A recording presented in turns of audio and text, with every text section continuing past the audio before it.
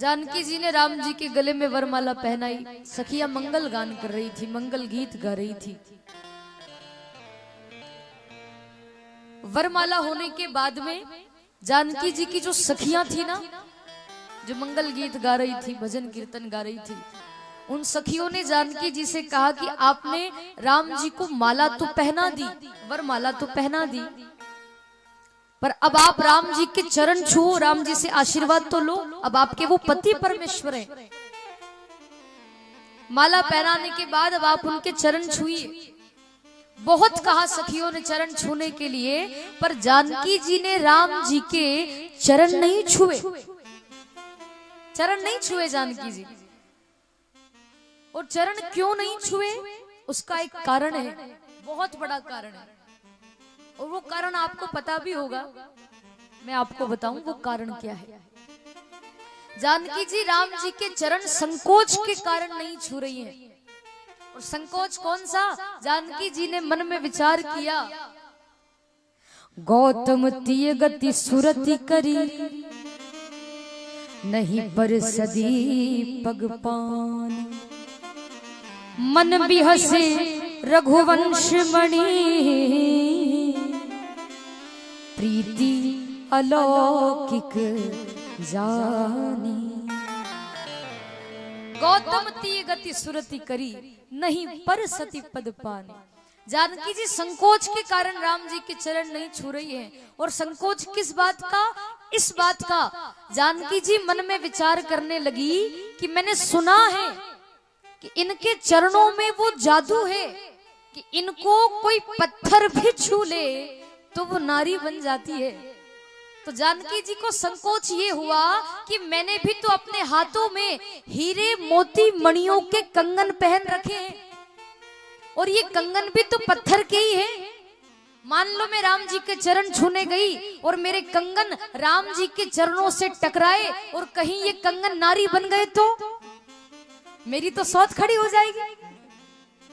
तो संकोच के कारण जानकी जी राम जी के चरण नहीं छू रही है। इनके चरणों में वो जादू है, इनको कोई पत्थर भी छू ले तो नारी बन जाती है। क्या पता मेरे कंगन नारी बन जाए। चरण नहीं छुए। बहुत कहा सखियों ने, जाओ ना चरण छुओ ना, नहीं छुए जानकी जी ने चरण। और उसी समय इसी प्रसंग के बाद में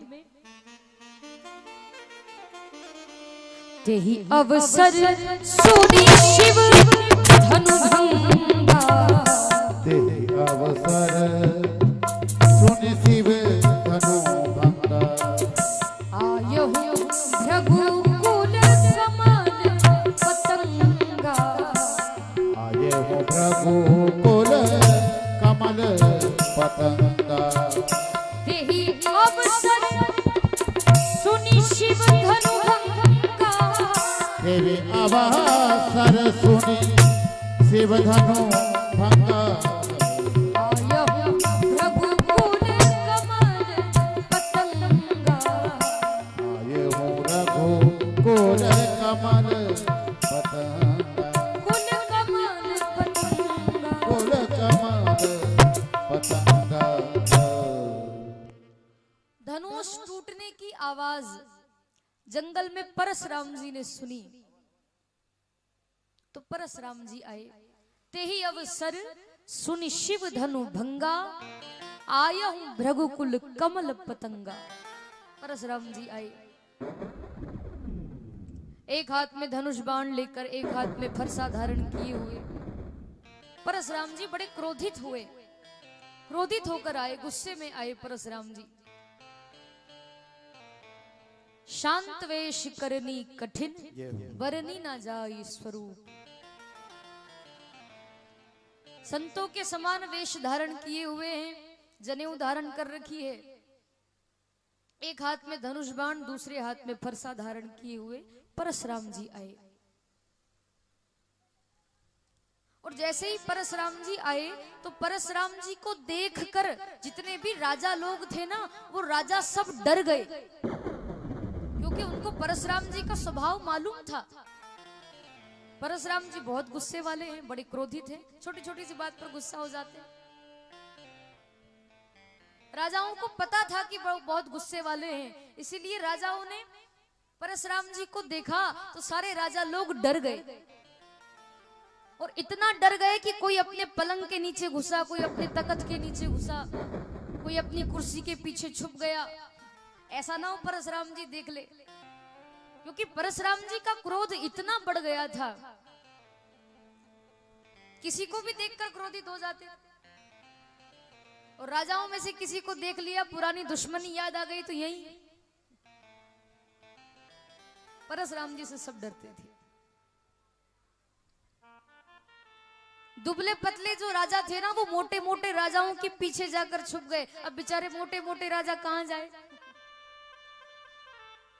कोई तख्त के नीचे घुसा, कोई पलंग के नीचे, कोई कुर्सी के पीछे।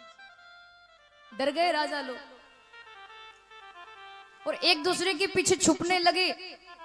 वो कहने लगे कि आ गया है बाप, अब कोई बोलना मत। राजाओं ने पहले एक दूसरे को समझा दिया कि तुम कुछ मत बोलना, क्योंकि अच्छा है, भगवान ने बहुत अच्छा किया कि हमसे धनुष नहीं टूटा, नहीं तो हमसे अगर धनुष टूट जाता तो आज हमारी खैर नहीं। इस लड़के ने धनुष तोड़ा है तो अब तो यही जाने, अब परशुराम जी इसको ही दंड देंगे, हम तो बरी हो गए। एक राजा कहने लगा तुम चुपचाप बैठे रहो, ज्यादा बोलो मत, नहीं तो तुम तो मरोगे ही मरोगे, साथ में हम भी तो मरेंगे। डर गए सब परशुराम जी से। कुछ राजा गए हिम्मत करके कि चलो अब आए हैं परशुराम जी तो प्रणाम कर लेते हैं। कोई ज्यादा गुस्से में हो, ज्यादा क्रोध में हो, आप उसको जाकर के प्रणाम करो, दो चार तारीफें कर दो तो गुस्सा थोड़ा शांत हो जाता है। राजाओं ने थोड़ी युक्ति लगाई कि हमने तो कुछ किया नहीं, हमने धनुष तोड़ा नहीं, तो हम क्यों डरे, हम जाकर प्रणाम करते हैं। तो राजा गए, कुछ राजा पितु समेत कही निज नामा, लगे करण सब दंड प्रणामा। सारे राजा लोग आए और आकर के प्रणाम किया, और प्रणाम भी किया तो अपने अपने पिता का नाम लेकर के प्रणाम किया। मैं उस राजा का बेटा आपको प्रणाम करता हूं, मैं उस राजा का बेटा आपको प्रणाम करता हूं। राजाओं ने प्रणाम किया, अपने स्थान पर बैठ गए। फिर भी परशुराम जी का गुस्सा शांत नहीं हुआ। तब राजा जनक आए, जानकी जी को लेकर, अपनी बेटी जानकी को लेकर जनक जी आए, परशुराम जी को प्रणाम करवाया। जानकी जी से कहा कि बेटी प्रणाम करो। जनक बहोरी आई सिरुनावा, सियु बोलाई प्रणाम करा। जानकी जी से प्रणाम किया, कराया। जानकी जी ने प्रणाम किया, परशुराम जी ने जानकी जी को आशीर्वाद दे दिया, अखंड सौभाग्यवती भव। और जहां आशीर्वाद दिया तो सारी सखियां प्रसन्न हो गई कि अब हमें चिंता करने की कोई बात नहीं है। अभी तो हम चिंता कर रहे थे, राम जी ने धनुष तोड़ा है, क्या पता अब क्या होगा। परशुराम जी बड़े गुस्से में हैं, पर अब आशीर्वाद दे दिया ना, अखंड सौभाग्यवती भव, तो अब कुछ नहीं हो सकता। अब परशुराम जी कुछ कर ही नहीं सकते, आशीर्वाद निकल गया, अखंड सौभाग्यवती भव। प्रसन्न हो गए सब लोग। विश्वामित्र जी ने सोचा कि अब परशुराम जी आए हैं तो राम लक्ष्मण को प्रणाम करवाना चाहिए। विश्वामित्र मिले पुनि आई, पद सरोज मेले दो भाई। दोनों भाइयों को लेकर आए विश्वामित्र जी परशुराम जी के पास। परशुराम जी से भेंट की विश्वामित्र जी ने, और राम लक्ष्मण से कहा कि बेटा तुम भी प्रणाम करो। राम जी ने, लक्ष्मण जी ने प्रणाम किया। जैसे ही परशुराम जी ने राम जी को देखा, परशुराम जी ने राम जी की सुंदरता देखी, राम जी को देखा तो परशुराम जी तो देखते ही रह गए। इतने सुंदर, मैंने तो आज तक इतने सुंदर राजकुमार नहीं देखे। राम ही चितई रहे थकी लोचन, नजरें ही नहीं हटी भगवान से। परशुराम जी की इतने सुंदर हैं भगवान। राम जी को देखा तो देखते ही रह गए। पर राम जी से नजर हटी और तुरंत नजर परशुराम जी की धनुष पर गई। तब परशुराम जी को फिर से क्रोध आ गया। भरी सभा में चिल्लाने लगे परशुराम जी कि इस धनुष को किसने तोड़ा है? इस धनुष को तोड़ने वाला कौन है? वो मेरे सामने क्यों नहीं आता? बहुत क्रोध में जनक जी को चिल्लाने लगे परशुराम जी, अतिरिस बोले वचन थोरा, अतिरिस बोले वचन कहूँ जड़ जनक धनुष के तोरा, वो कहा जड़ जनक धनुष के तोरा, अतिरिस बोले वचन कठोरा, अतिरिस बोले वचन कठोरा, कहूँ जड़ जनक धनुष के तोरा, कहा जड़ जनक धनुष के तोरा, अतिरिस बोले वचन कठोरा, अतिरिस बोले वचन कठोरा, कहूँ जड़ जनक धनुष के तोरा। वो कहा जड़ जनक धनुष के तोरा। तुलसीदास जी लिखते हैं रामायण में कि परशुराम जी इतने क्रोध में थे कि क्रोध में आकर जनक जी को परशुराम जी ने जड़ कह दिया। कहूँ जड़ जनक धनुष के तोरा, जड़ कह दिया उनको। अब बताओ, जनक जी इतने बड़े ज्ञानी हैं, इतने बड़े विद्वान हैं जनक जी, इतने बड़े ज्ञानी जनक जी को परशुराम जी ने जड़ कह दिया, जड़ जनक कह दिया उनको। धनुष तोड़ने वाला कौन है? वो मेरे सामने क्यों नहीं आता? क्योंकि ये कोई साधारण धनुष थोड़ी है, ये तो भगवान शिव का धनुष था। और जिसने भी इस शिव धनुष को तोड़ा है वो मेरा सबसे बड़ा शत्रु है, मेरा सबसे बड़ा दुश्मन है। कौन है? मेरे सामने क्यों नहीं आता? भगवान शिव के धनुष को भरी सभा में खंडित कर दिया। कौन है वो? जिसने शिव धनुष तोड़ा है वो शिव द्रोही है, शिव जी का अपमान करने वाला है। जिस धनुष को राम जी ने तोड़ा था ना, वो धनुष पिनाक नाम का धनुष था। और सच में धनुष साधारण धनुष नहीं था, वो भगवान शिव का दिया हुआ धनुष था। आपको पता है ये धनुष जनकपुर में कैसे आया? एक बार कथा आती है, कैलाश पर्वत पर भगवान शिव इस धनुष को लेकर के बैठे हुए थे। नारद जी भी वहां खड़े थे और धनुष की के बारे में ही चर्चा चल रही थी, नारद जी और भगवान शिव की। कहते हैं कि उसी समय रावण वहां आया कैलाश पर्वत पर, और रावण ने भगवान शिव के हाथ में धनुष देखा तो इतना सुंदर धनुष था कि रावण उस धनुष पर मोहित हो गया। देखता ही रहा धनुष को, इतना सुंदर मैंने तो आज तक नहीं देखा। और जब रावण की नजर धनुष पर से हटी नहीं, तब नारद जी ने रावण से कहा कि रावण, इस धनुष को ऐसे क्या देख रहे हो गौर से? जिस धनुष को तुम इतनी गौर से देख रहे हो ना रावण, ये धनुष ही तेरी मृत्यु का कारण बनेगा, ये धनुष ही तुझे मारेगा, ये धनुष ही तेरी मौत का कारण है। अब नारद जी के मुख से निकल तो गया कि धनुष तेरी मृत्यु का कारण है। रावण ने सोचा कि ओहो, मुझे तो संसार में कोई मार ही नहीं सकता, पर नारद जी ने कह दिया कि धनुष मेरी मृत्यु का कारण है, तो क्यों ना इस धनुष को मैं ही ले लूं। मैं धनुष को ले लूंगा, मेरे पास धनुष रहेगा तो फिर मैं मरूंगा कैसे? रावण ने मन में सोचा कि अभी यदि भोलेनाथ से इस धनुष को मांगूंगा तो वो मुझे मना कर देंगे, ऐसे मांगूंगा तो देंगे नहीं, क्या करूं? तब रावण ने युक्ति निकाली। रावण गया जंगल में, भगवान शिव की तपस्या की। उसको पता था तपस्या करूंगा तो कुछ भी मांगूंगा, भोले बाबा मना नहीं करेंगे। जंगल में जाकर रावण ने खूब तपस्या की। भगवान भोलेनाथ प्रसन्न हो गए, प्रकट होकर कहने लगे कि वरदान मांग लो। तो रावण ने कहा कि प्रभु वो जो पिनाक नाम का धनुष है ना, जो आप उस दिन लेकर बैठे थे, वो धनुष आप मुझे दे दीजिए, धनुष आप मुझे दे दो। भगवान शिव ने कहा कि ठीक है, अब तपस्या की है तो देना तो पड़ेगा। भोले बाबा ने वो पिनाक नाम का धनुष रावण को दे दिया, ये ले जाओ। रावण बड़ा प्रसन्न हुआ, धनुष को लेकर के जाने लगा। तो भोले बाबा ने कहा अच्छा रुको, मेरी बात तो सुनो,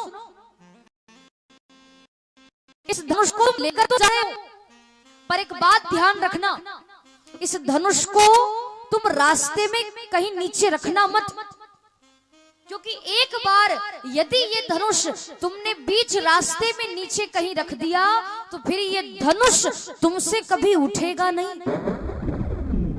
इस धनुष को नीचे मत रखना, अगर ये नीचे रख दिया गया तो फिर ये किसी से भी नहीं उठेगा।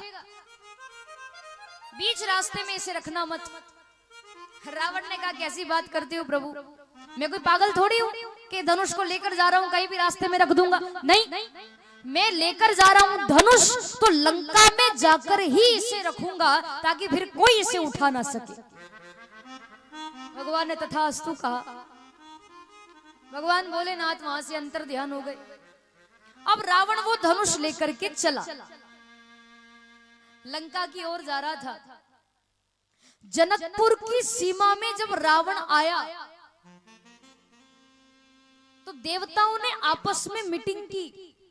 देवता कहने लगे कि रावण जिस धनुष को लेकर जा रहा है लंका में, यही धनुष तो राम जी तोड़ेंगे, और अगर रावण लंका में लेकर चला गया तो फिर भगवान की आगे की लीला का क्या होगा, तो क्या किया जाए। देवताओं ने आपस में थोड़ी मीटिंग की, वार्तालाप की और एक युक्ति निकाली। इंद्र देवता ने, इंद्र भगवान ने वरुण देवता को बुलाया, जो जल के देवता हैं, वरुण देवता, उनको बुलाया और उनसे कहा कि आप सातों समुद्र लेकर रावण के पेट में बैठ जाइए। बस आप सातों समुद्र लेकर रावण के पेट में बैठो, आगे की बात मैं संभाल लूंगा। जल के देवता वरुण देवता सातों समुद्र लेकर रावण के पेट में बैठ गए।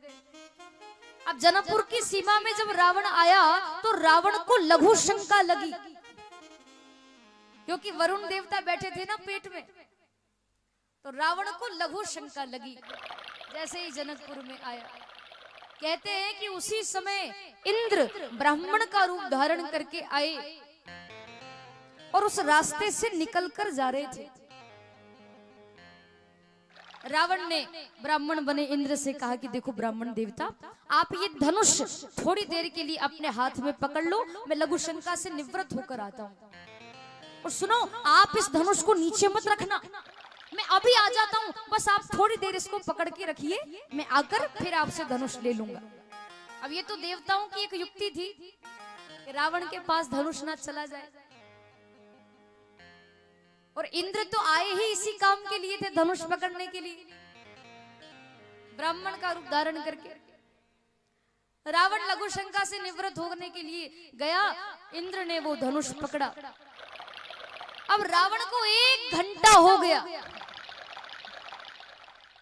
2 घंटे हो गए, 3 घंटे हो गए, रावण लघु शंका से निवृत्त होकर ही नहीं आया। ब्राह्मण बने इंद्र ने आवाज लगाई, अरे रावण जल्दी आओ, मुझे देर हो रही है, मुझे आगे भी जाना है। देखो थोड़ी देर में अगर तुम नहीं आए ना तो मैं धनुष नीचे रखकर चला जाऊंगा। और रावण आवाज लगाने लगा, अरे महाराज रुक जाओ, बस थोड़ी देर और आ रहा हूं मैं, थोड़ी देर और रुक जाओ।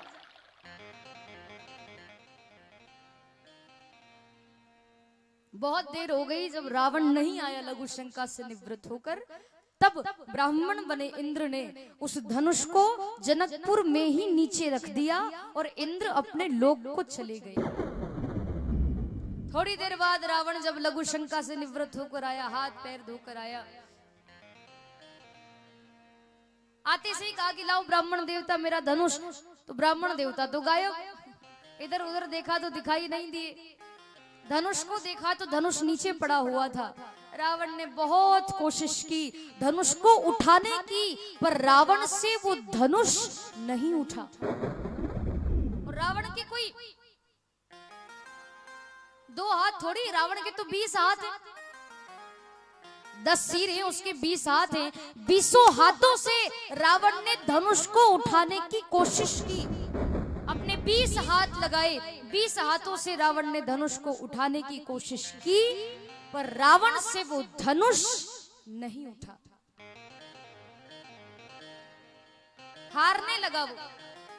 पर फिर भी रावण ने सोचा कि नहीं, ये धनुष ही मेरी मृत्यु का कारण है, इसको यदि लेकर नहीं गया तो फिर मेरी तो मृत्यु निश्चित है। क्या करूं? तब कहते हैं कि रावण ने अपने मित्र सहस्त्रबाहु को बुलाया। रावण का मित्र था, राक्षस था वो सहस्त्रबाहु।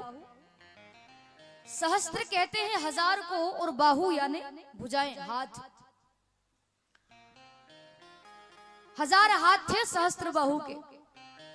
तो रावण ने सहस्त्रबाहु को बुलाया और उससे कहा कि देखो मित्र, मेरे 20 हाथों से ये धनुष नहीं उठा, तो तू तो 1000 हाथ वाला है, तू इस धनुष को उठा और उठाकर लंका में लेकर चल। इस धनुष को उठाओ और लंका में ले चलो। सहस्त्रबाहु कहने लगा कि रावण, ये छोटे मोटे काम के लिए मुझे मत बुलाया कर। ये धनुष, इसको उठाना तो मेरे बाएं हाथ का काम है। अभी देख धनुष को उठाता हूं। 1000 हाथ निकाले उसने अपने, और 1000 हाथों से सहस्त्रबाहु ने धनुष उठाने की कोशिश की। भूप सहस 10 एक ही 12, परंतु लगे उठावन टरई न टारा। उसके 1000 हाथों से भी वो धनुष उठाने की तो दूर की बात, हिला भी नहीं, हिला भी नहीं वो धनुष। 1000 हाथ लगा दिए सहस्त्रबाहु ने, फिर भी धनुष नहीं उठा। रावण कहने लगा कि तू तो बड़ी बड़ी बातें कर रहा था, ये धनुष को उठाना तेरे बाएं हाथ का खेल है, अब उठाना। सहस्त्रबाहु हार गया कि नहीं, मुझसे नहीं उठेगा। हार कर सहस्त्रबाहु वहां से चला गया। रावण ने भी बहुत कोशिश की, जब नहीं उठा वो धनुष, तब रावण ने हार मान ली और रावण भी अपनी लंका में चला गया। अब बीच रास्ते में वो धनुष पड़ा हुआ था। एक बार जनक जी को पता चला उस धनुष के बारे में, तो जनक जी ने विचार किया कि क्यों ना इस धनुष को मैं अपने महल में रखवा लूं। भगवान शिव का धनुष है, भगवान शिव का प्रसाद है ये। तो कहते हैं कि जनक जी ने अपनी सेना बुलवाई,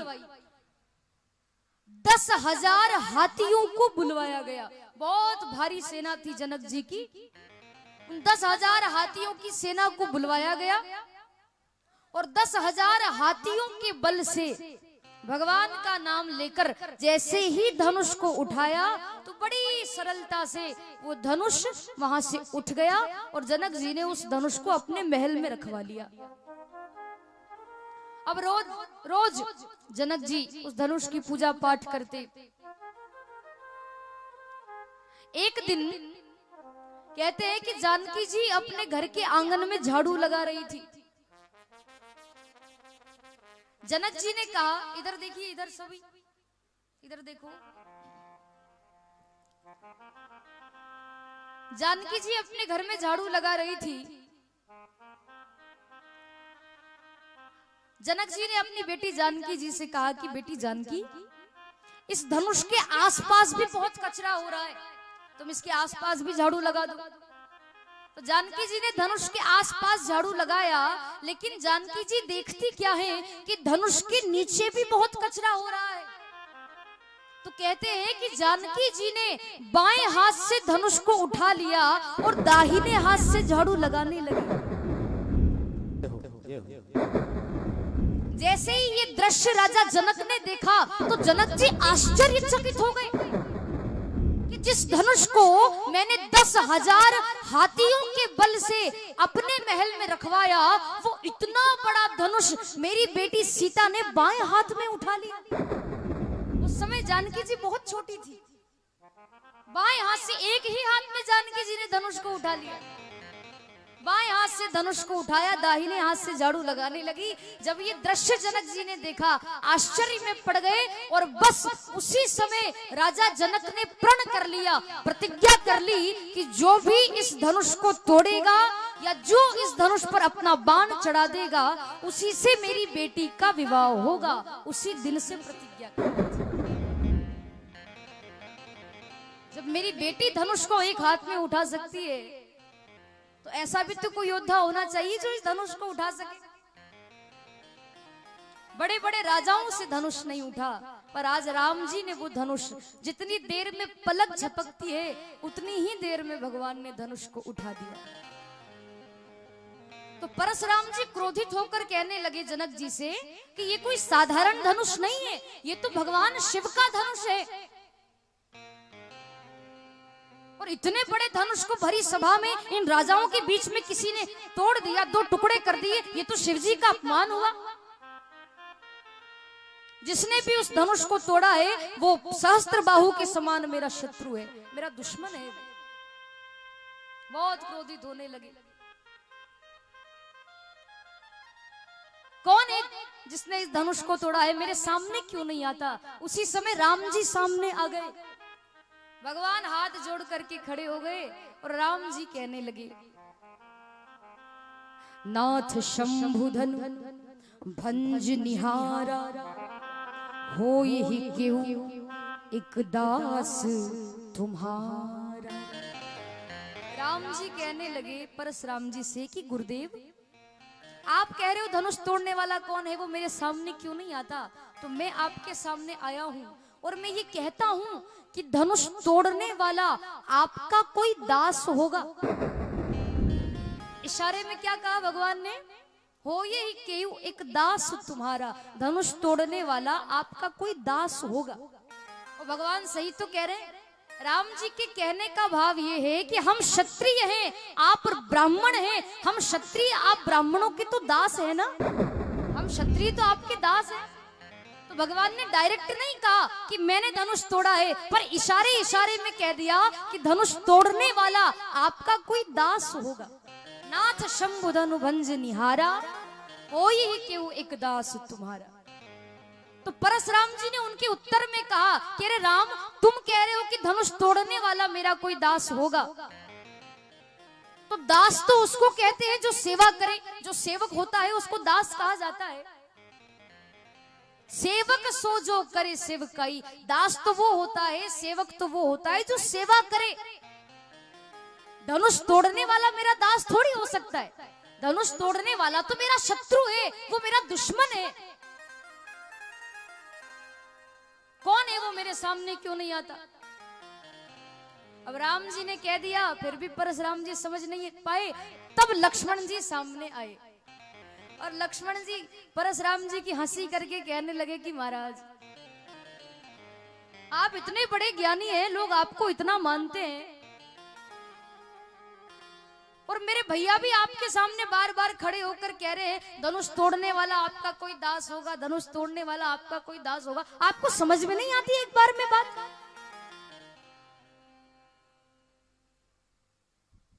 आप बार बार गुस्सा कर रहे हैं, बार बार कह रहे धनुष किसने तोड़ा है, धनुष किसने तोड़ा। और मेरे भैया बार बार कह रहे हैं धनुष तोड़ने वाला आपका कोई दास होगा। आपको समझ में नहीं आती? आप इस धनुष के कारण रो रहे हैं। और आपको बताऊं, मेरे राम जी ने धनुष नहीं तोड़ा। लक्ष्मण जी क्या बोले कि राम जी ने धनुष नहीं तोड़ा, भगवान ने तो केवल धनुष को स्पर्श किया, उसको छुआ है। क्योंकि तुम्हारा ये जो धनुष है ना, जिसकी तुम बड़ाई कर रहे हो परशुराम जी, ये धनुष इतना पुराना हो गया था, इतना पुराना हो गया था कि मेरे राम जी ने केवल इसको हाथ लगाया, हाथ लगाने पर ही ये टूट गया। राम जी ने धनुष थोड़ी तोड़ा। छुवत टूट रघुपति ना दोषु, भगवान का इसमें कोई दोष नहीं है, ये तो छूने से ही टूट गया। और देखो, हमें तो इस धनुष टूटने की हमें तो कोई गम नहीं है, कोई हमें दुख दर्द नहीं है। धनुष पुराना था, राम जी ने हाथ लगाया, टूट गया, इसमें कौन सी बड़ी बात है? पर आपको धनुष टूटने का यदि ज्यादा ही गम है, लक्ष्मण जी कहने लगे परशुराम जी से कि आपको धनुष टूटने का यदि ज्यादा ही गम है, ज्यादा ही दुख दर्द है, तो किसी मिस्त्री को बुलवाकर धनुष को जुड़वा लीजिए, हमें कोई आपत्ति नहीं। पर देखो मेरे राम जी ने कुछ नहीं किया है। राम जी के पक्ष में खड़े थे लक्ष्मण जी। परशुराम जी कहने लगे कि लड़का बड़ा खतरनाक है, ये मेरे सामने बोल रहा है, मुझसे मेरे आगे बोलता है, मेरी बराबरी करता है ये लड़का, इसको समझ में नहीं आती। मुझे लगता है कि इसके मुख में विष भरा हुआ है। और लक्ष्मण जी मन ही मन सोचने लगे कि शायद इन्होंने मुझे पहचान लिया है, मैं शेषनाग का अवतार हूं, तो मेरे मुख में विष ही तो है। और परशुराम जी भी मन ही मन सोचने लगे कि बहुत बोलता है ये लड़का, लगता है कि इसके मुख में विष भरा हुआ है।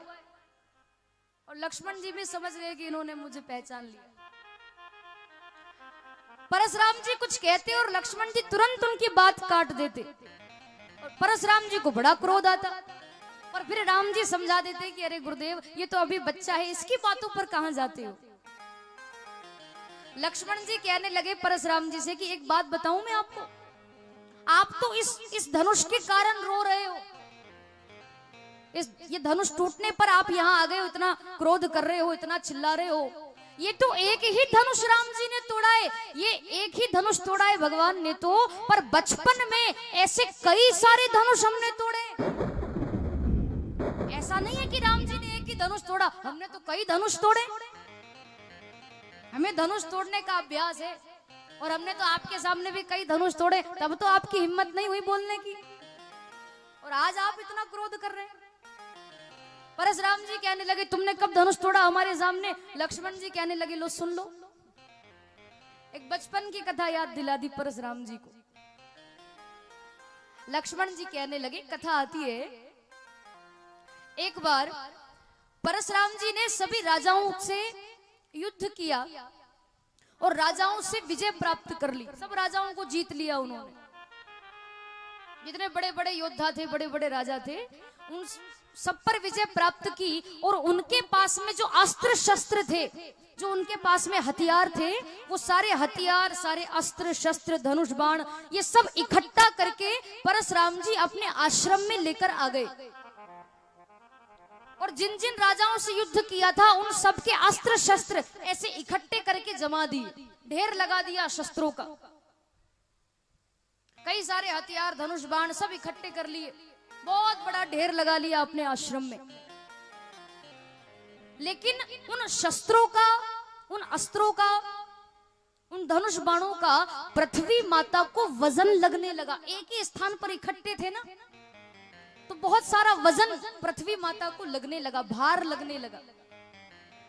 तो पृथ्वी माता व्याकुल हो गई, बहुत वजन लग रहा है। परशुराम जी ने अपने आश्रम पर इतने सारे धनुष बाण इकट्ठे कर लिए, मुझे बहुत वजन लग रहा है। तो पृथ्वी माता ने एक मां का रूप धारण किया और शेषनाग को अपना छोटा सा बालक बना लिया। और पृथ्वी माता छोटी सी लीला करने के लिए या नाटक करने के लिए, उस वजन को कम करने के लिए परशुराम जी के आश्रम में आ गई, मां का रूप धारण किया और अपने बालक शेषनाग को, अपने शेषनाग जी को छोटा सा बालक बना लिया। बालक बना करके उनको लेकर आई, परशुराम जी के चरणों में प्रणाम किया। और मां बनी पृथ्वी ने प्रार्थना की परशुराम जी से कि देखिए महाराज, मैं एक अबला नारी हूं, ये मेरा छोटा सा बालक है, हमें रहने के लिए थोड़ा स्थान चाहिए था। अगर आपकी आज्ञा हो तो क्या हम आपके आश्रम में कुछ दिनों के लिए रह सकते हैं। परशुराम जी ने कहा कि ठीक है, रहो, इतना बड़ा आश्रम है, जहां रहना है वहां रह सकते हो, कोई परेशानी की बात नहीं है। पृथ्वी कहने लगी कि महाराज आपने रहने के लिए तो कह दिया, पर एक बात मैं आपको बता दूं, आपको पहले सावधान कर दूं कि मेरा ये जो बालक है ना, मेरा बच्चा बहुत ज्यादा चंचल है। मेरा बच्चा इतना चंचल है, इतना शैतान है, इतना उद्दंड है मेरा बच्चा, कि यदि इससे कोई गलती हो जाए ना, इससे कोई अपराध हो जाए तो आप इसे क्षमा कर देना। मेरा बच्चा थोड़ी ज्यादा शरारत करता है, इससे कुछ भूल हो जाए, कुछ गलती हो जाए तो आप इसे क्षमा कर देना। परशुराम जी ने कहा, अरे कोई बात नहीं, बच्चा है, बच्चा मस्ती नहीं करेगा तो फिर कौन करेगा, कोई बात नहीं, अपराध हो भी जाएगा तो मैं क्षमा कर दूंगा। बस ये वचन पृथ्वी ने परशुराम जी से ले लिया। और कहते हैं कि परशुराम जी एक दिन अपने आश्रम से कहीं बाहर गए, तब उसी समय पाकर पृथ्वी जो माँ बनकर के आई थी, शेषनाग को अपना बालक बनाया था। जब परशुराम जी आश्रम में नहीं थे तो पृथ्वी माता ने शेषनाग जी को आदेश दिया कि जितने भी अस्त्र शस्त्र दिखाई दे रहे हैं, जितने भी धनुष बाण हैं, हथियार हैं, इन सबको तुम तोड़ दो, ताकि हमारा जो वजन है, जो हमें भार लग रहा है, वो थोड़ा कम हो जाए। तो शेषनाग जी ने जितने भी अस्त्र शस्त्र परशुराम जी ने इकट्ठे किए थे राजाओं के, वो सारे तोड़ दिए, धनुष बाण भी तोड़ दिए, अस्त्र शस्त्र हथियार जितने भी थे वो सब तोड़ दिए। और शेषनाग जी जब वो धनुष बाण तोड़ रहे थे, तभी परशुराम जी का आश्रम में आना हुआ। और धनुष तोड़ते हुए परशुराम जी ने उस बालक को देख लिया। दौड़ लगाकर परशुराम जी गए और बालक को बहुत डांट लगाई, बहुत चिल्लाने लगे, क्रोधित होने लगे। उसी समय मां बनी पृथ्वी परशुराम जी के सामने आ गई और परशुराम जी से बोली कि महाराज आप ये क्या कर रहे हो? मैं जब आश्रम में आई थी तो मैंने पहले ही आपको कह दिया था कि मेरा बच्चा बड़ा उद्दंड है, शरारती है, उससे कोई अपराध हो जाए तो आप क्षमा कर देना, और आप हो कि मेरे बालक को डांट रहे हो। तब परशुराम जी ने उस बालक को कुछ नहीं कहा। और वही शेषनाग जी तो लक्ष्मण जी के रूप में आए हैं। तो लक्ष्मण जी आज वो कथा परशुराम जी को याद दिलाने लगे कि उस समय जब मैंने इतने सारे धनुष तोड़े, तब तो आप कुछ बोल नहीं पाए, और आज इस धनुष के कारण आप इतना क्रोध करते हो, आपको समझ में नहीं आती। मैं बार बार कह रहा हूं कि धनुष इतना पुराना हो गया था कि मेरे राम जी ने इसको केवल हाथ लगाया और ये टूट गया। राम जी ने धनुष नहीं तोड़ा, उन्होंने तो केवल स्पर्श किया है। और देखो, आपको धनुष टूटने का ज्यादा ही गम हो तो मैंने कहा ही है, मिस्त्री को बुलवा करके जुड़वा लीजिए। बार बार परशुराम जी की हंसी करने लगे लक्ष्मण जी। परशुराम जी को बड़ा क्रोध आया। परशुराम जी ने सोचा कि ये बालक बहुत बोल रहा है, मैं कुछ बोलता नहीं, इसका मतलब ये थोड़ी कि ये कुछ भी बोलेगा। परशुराम जी को इतना क्रोध आया, परशुराम जी को पता चल गया था कि राम जी ने धनुष तोड़ा है, पर राम जी को नहीं, पहले लक्ष्मण जी को मारेंगे, उसके बाद राम जी को मारेंगे, ऐसा परशुराम जी ने सोचा। तो परशुराम जी ने अपने फरसे को आदेश दिया कि ये जो लड़का ज्यादा बोल रहा है ना, इसको काट डाल। अपने फरसे को आदेश दिया परशुराम जी ने कि ये जो ज्यादा बोल रहा है ना, जिसके मुख में विष भरा हुआ है, इस लड़के को काट डाल। तो फरसा बोलने लगा परशुराम जी का। परशुराम जी का वो फरसा परशुराम जी से बोला कि आप जिसको काटना चाहते हैं ना, आप जिनको मारना चाहते हैं, अरे परशुराम जी ये तो शेषनाग है, ये तो शेष है। और आपको भी पता है कि गणित में गुणा भाग करने पर जो शेष बचता है वो कभी कटता नहीं है। तो ये तो शेष है, मैं इनको नहीं काट सकता। फरसे ने मना कर दिया। तब परशुराम जी को गुस्सा आया। परशुराम जी कहने लगे कि जिसने धनुष तोड़ा है, ये जो सांवला सांवला है ना, इसको काट डाल। तो फरसे ने कहा कि इनको तो मैं मार ही नहीं सकता, क्योंकि ये तो अखंड है, इनको खंड खंड करना मेरे बस की बात नहीं है, मैं इनको नहीं मार सकता, ये तो परमपिता परमात्मा है। और जहां फरसे ने ये बात कही, भगवान ने भी सोचा कि अब ज्यादा देर नहीं करनी चाहिए। तुरंत भगवान राम जी ने अपना पीतांबर हटाया और भगवान ने अपने वक्ष स्थल पर, अपने हृदय पर भृगु ऋषि के चरण चिन्ह बताए। भृगु ऋषि ने भगवान नारायण को लात मार दी थी, आपको कभी ये कथा याद हो तो। एक बार भृगु ऋषि ने, भृगु नाम के एक बहुत बड़े महात्मा हुए हैं, संत हुए हैं, उन्होंने भगवान नारायण को लात मार दी थी, चरण का प्रहार किया था। और भगवान नारायण इतने सरल कि भृगु ऋषि ने जो लात मारी, उनके चरण भगवान ने अपने वक्ष स्थल पर धारण कर लिए। छाती पे लात मारी थी ना, तो भृगु ऋषि के चरण भगवान के वक्ष स्थल पर छप गए, और जैसे ही उनके चरण छपे उसी समय भगवान ने वो चरण धारण कर लिए। और जब से भगवान नारायण ने भृगु ऋषि के चरण धारण किए, तब से भगवान का नाम पड़ गया पगुधारी, क्योंकि चरण धारण किए थे ना, तब से नाम पड़ गया पगुधारी। राम जी ने वो चरण चिन्ह, भृगु ऋषि के चरण चिन्ह अपने वक्ष स्थल पर जो थे वो परशुराम जी को बताए, तो परशुराम जी तुरंत समझ गए कि ये तो भगवान नारायण है, ये तो साक्षात नारायण है। मैं तो इनकी माया में भूल ही गया था कि ये तो मेरे प्रभु है। परशुराम जी ने भगवान से क्षमा मांगी, मुझे क्षमा कर दीजिए प्रभु, मैंने आपको बहुत अपशब्द कहे हैं, मुझे क्षमा कर दो। भगवान ने कहा कोई बात नहीं परशुराम जी,